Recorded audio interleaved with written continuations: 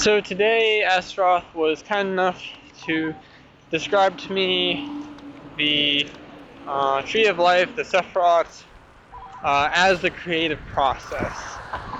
And, I knew that this is what it referred to, but I was more interested, I think, in planetary magic at the time.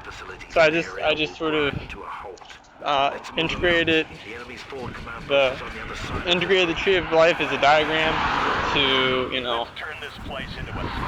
do some light meditations on it with a little sprinkling flavoring of Kabbalah, but I didn't know like a ton about it. Also, I think it's helpful to understand that Saturn is it's part of the highest triangle. Krishna says of the planets, I am Saturn. So I think that's very helpful to understand. And then also understanding that, I think it's Sun, Jupiter, and Mars are another triangle, but getting a sense of levels. I was also focusing on the path of the two pillars, just going straight up the pillars, basically. So there was that, but he explained to me from 1 to 10 how it works. So Keter is like an idea. It's like the ideal. It's the seed. It's the concept, which Keter actually means seed, I believe, if I recall correctly. And then Uranus is like that the seed is opening, and the idea is sort of enriching itself just through the process of existing. And then Saturn is like it's becoming more. I think this is where it starts to become more mind than, because the seed is just it's more almost spiritual. What's I might have a concept in my head, but that concept will naturally sort of expand, and you have to give it time to expand, and that's Uranus. I forget what it's called on the Tree of Life.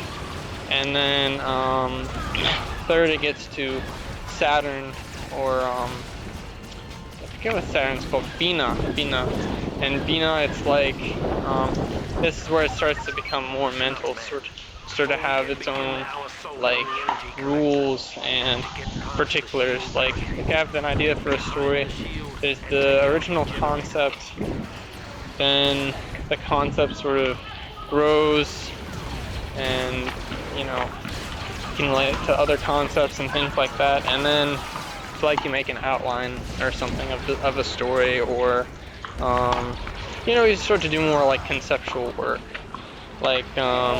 or concept art, or it starts to take on maybe not so much concept art, but it's taking a real mental form, even though it doesn't have a material form yet. And then so crossing the abyss, you can also with an idea you have to cross the abyss downwards, and what that does is that's like the bridge from concept to reality, to doing actual work, to producing actual things, and so when you cross the abyss, then it's Jupiter. It's Jupiter, Mars. So Jupiter, I was a little bit confused with what he had to say about Jupiter, but it seemed to be, and I always get the sense that Jupiter is just the lower octave of Uranus, in a way. Like they're very, very similar, because they're both about manifesting. Really, everything on the Pillar of Joachim, the Pillar of Mercy, is to some extent manifesting. It's just Venus. It's a very you know, materialized manifestation of like comfort and luxury and stuff. Jupiter's more grand. Jupiter's more big ticket items, I feel like, and Uranus is more like almost cosmic. It's very high-minded, but I haven't Uranus. The generational planets haven't really opened to me. I've taken a peek at Pluto, you know, in, like on the astral plane and stuff, and what I saw there kind of creeped me out a little bit, and it was just a little bit something I can't get my head around yet. Anyways, so yeah, I think Jupiter is like that. There's a second unraveling, there's a second expanding of the thing after there's some like the concept, just for being a concept, has some Uranian expansion just from, you know, being realized as, in the mind as a concept, and then you know, just that which readily sprouts from the seed of the idea of the concept of, you know, the soul of whatever it is. And then Jupiter, it's more like then the spiritual seed then begets, like, through Saturn, a mental seed.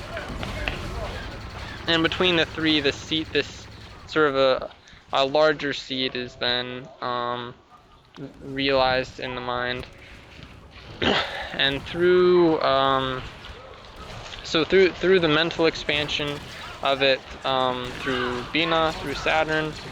Saturn's making it mental. It's got rules. It's got direction. It's locked in a way. It's particular. And then it goes to, and then Jupiter expands from that. So the and I think in this, it kind of feels like Jupiter and Saturn are sort of working together to think about what is the expansion of it, you know what I mean, to define the rules of it, to define the nature of it, the facets and everything. But I feel very much in this case that, see, I don't really see Jupiter as much as the lawmaker, but I think when you have a bottom going, if you have an upcoming spirituality and an upgoing spirituality of Malkuth to Keter, so you're going from Malkuth, what is, and trying to discover what is the seed of things, what is the light.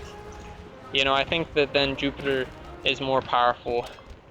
Probably that's why, but I have more of a downgoing spirituality of Keter to Malkuth. That I have the concepts, but materializing it is complicated. So I think in that way my spirituality is like entirely opposite, completely opposite. So that means that Saturn, for me, it's like Saturn and Jupiter almost switch places compared to the way other people, you know, would kind of, the way that they would grapple with it. Like, I feel that, because Saturn's supposed to be like the taskmaster, the, sort of the hard ass. I don't really get that from Saturn that much. I think Saturn's just very, it's very plain of mind. It doesn't care about vibes as much. I find that very liberating. But I think it's more advanced than vibes. It's more advanced than its mental body, more than like emotional, just emotional noise or something. It's concept